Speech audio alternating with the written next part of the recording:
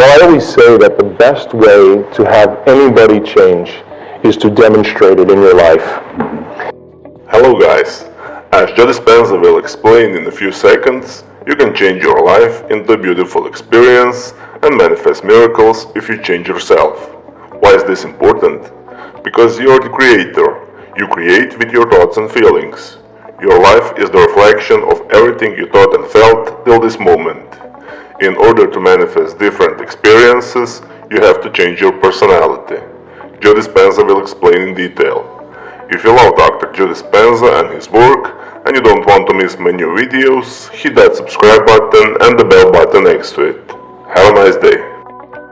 That certain people will not see possibility until they reach crisis, till they reach the lowest level, and then they're going to wake up and say, I better change.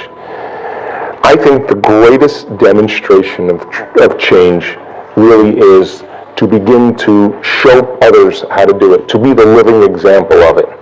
That when you and I are the living example of joy, that when we are not attached to what people think or emotions that keep us feeling sick, and we are celebrating life, and we are passionate about our future, that we are filled with ideas and inspiration.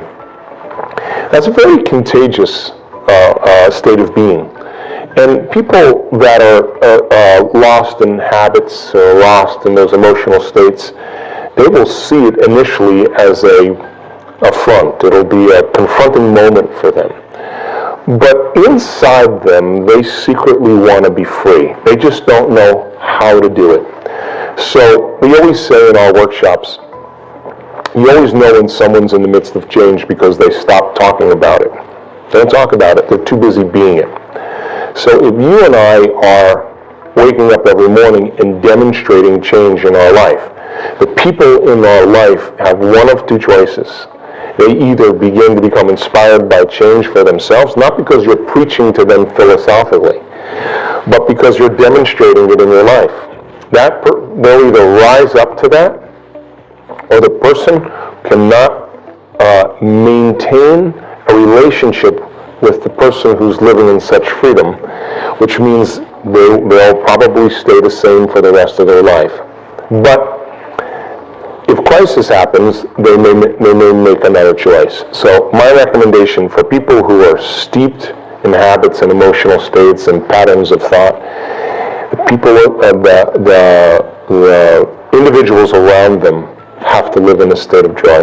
They have to live in a state of freedom. They have to demonstrate it in every single area of their life. And normally, there's a thing in physics called entrainment, which means sooner or later, others start to vibrate at the same rate as you. So be the example, and don't drop to the level of suffering, because if a person is suffering or a person is stuck in a pattern, they're using people and conditions in their life to reaffirm that addiction to suffering, to that addiction to guilt, that addiction to difficulty.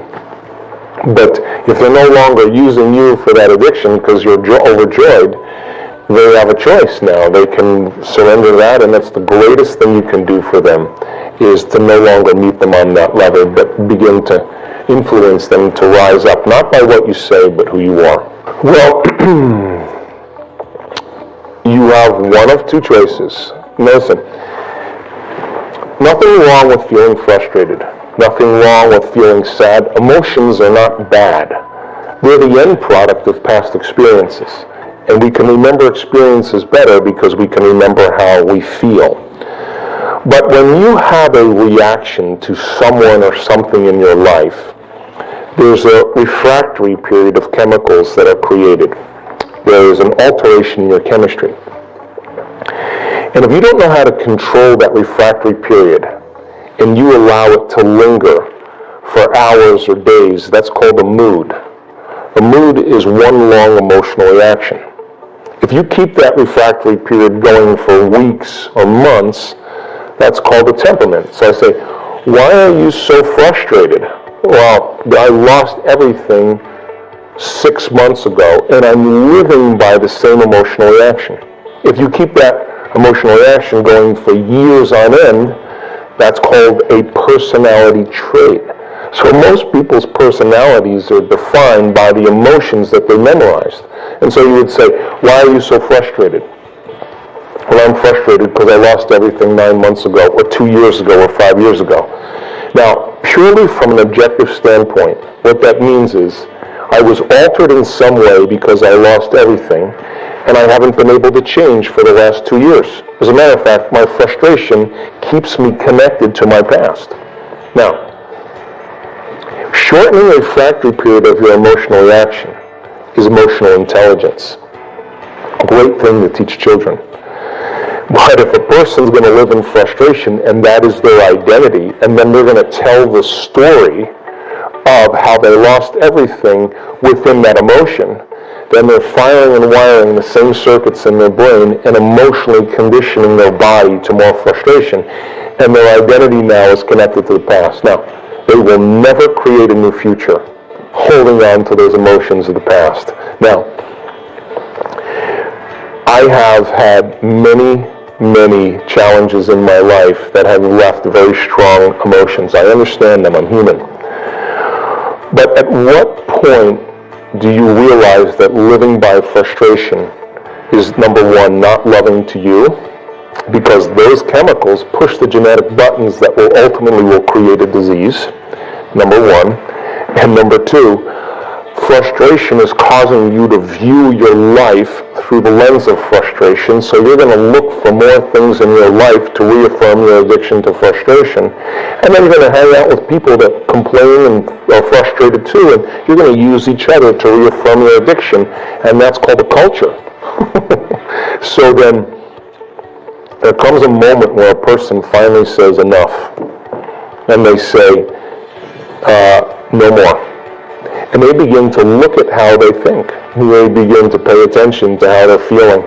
They begin to become conscious of how they're behaving when they're in that state. And if you're observing those states of mind and body, it means you're no longer the automatic program. You're the consciousness now observing the program, and that's when you begin to objectify your subjective self. You're the observer of the self, which means you're no longer the addiction or the biology, the program that you're rooted in. Every great person in history knew this. We go to movies to watch people overcome insurmountable odds because we secretly believe in our own greatness. So, whether I'm talking to a CEO of a company, or to a prison inmate, or the janitor that's sweeping the floor in a school, everybody secretly believes in their own greatness.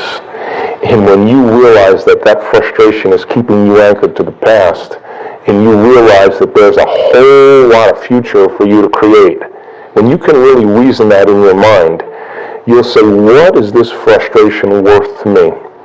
And when you begin to break free of it, you will be liberated and new opportunities will come into your life. So again, study the knowledge that shows you that there are future possibilities. Nelson Mandela, he had a whole lot of reasons to hate. He had a whole lot of reasons to be frustrated. Had a whole lot of reasons to be judgmental. 27 years in prison, sooner or later he realized, I got to be creative here. First 10 years of his life, he said, I'm never going to get out of here. I'm never going to get out of here. I'm never going to get out of here. And he was creating the emotions of hatred and anger. He's looking outside his prison after 10 years. And he said his heart spoke to him. And all of a sudden, it said, maybe you could get out of here. What if you could get out of here? And he started thinking, how could I get out of here? How could I get out of here? That's the frontal lobe question. And all of a sudden, the frontal lobe begins to select different networks of neurons and seamlessly piece them together to create a new idea. And he says, I'm going to write letters to the United States on apartheid and anti-apartheid. So every week he writes letters and he sends them to the United States. A few years later, the United States starts answering. And then he says, wow, who's going to lead this nation? Who's going to lead this nation? Who's going to lead this nation? And then all of a sudden he started thinking, maybe I could lead this nation. Maybe I am the guy that should lead this nation. And as he starts to ask this question, the most important question comes out. How would I have to be to lead a nation? Now this is greatness. And he transmuted his hatred into kindness. He took his judgment and turned it into compassion. He took his bitterness and turned it into unlimited mind. He walks out of that prison 27 years later. He gets to lead a nation. And so we are defined by our adversity. We are literally defined by adversity. And if you can't take a past experience and transmute that emotion into wisdom, then you will never evolve in one lifetime. So, there are people in the world that have it harder than us, that confront adversity every single day.